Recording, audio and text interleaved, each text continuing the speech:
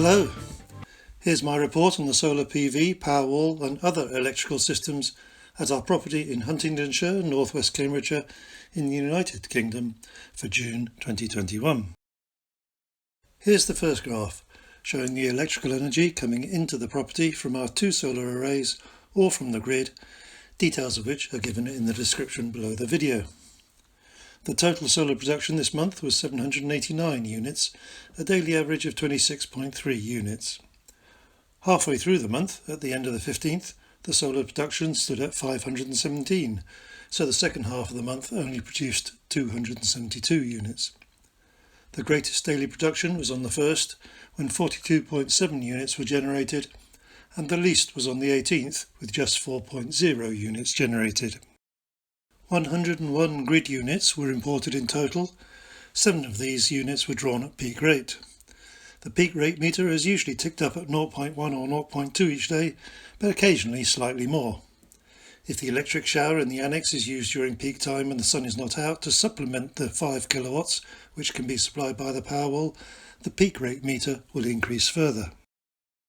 79 units were exported to the grid. That was 8.9% of the total energy coming into the property and 10% of the solar energy produced. The 15 units exported on the 15th were when we were away with the electric car, so the zappi charger couldn't divert this energy to the car. The zappi also can't charge in Eco Plus mode at the end of a sunny day when the available excess solar power drops below 1.4 kilowatts. I would often let the end of day excess go to the grid, as the Powerwall would be full at that stage, but other interventions to use the energy are possible if I happen to be aware of the situation. This next graph shows where the consumed energy came from. From this month onwards, this energy is being used to charge the car, as well as powering our home and the annex. The figures behind this graph are supplied by the Tesla app as before, with the car charging figures coming from the My Energy app. I've decided to put the car charging at the top of the daily bars on the graph, where it's shown by the yellow or black patterns checkered with blue, above the energy consumed by the house and the annex. The vertical scale has been changed, with the maximum value increased from 50 to 60. Overall, 60.9% of the energy came directly from solar and 32% came via the Powerwall, with most of that originating as solar. The unit figures behind these percentages are shown in the box middle right, and energy going into the car is shown bottom right. The car's cost per mile in its first month has been well below 1 penny.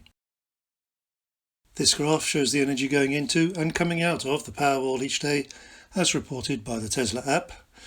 88.5% of the energy that went in during the month came back out, ignoring the difference in state of charge at the beginning and end.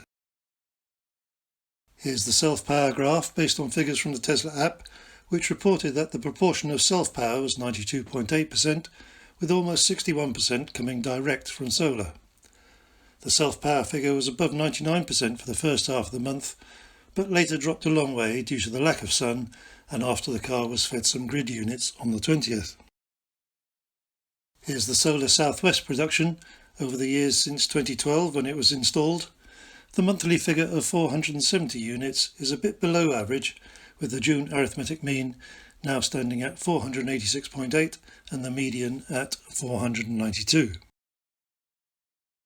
The cumulative solar southwest total over the first 6 months was 1,828 units, which puts 2021 in 6th place out of the 10 years up to now. Here's the daily output of the two solar arrays for the past 365 days.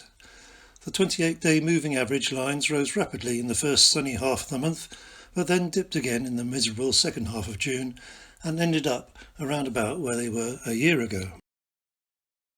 This graph shows the distribution of the energy input for the past 365 days, and here's just the daily solar production for the same period.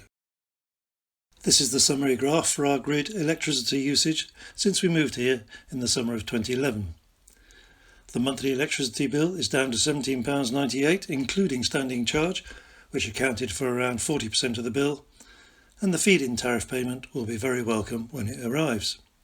What we don't see is the saving from not having paid for any diesel during the entire month. That's all for this month.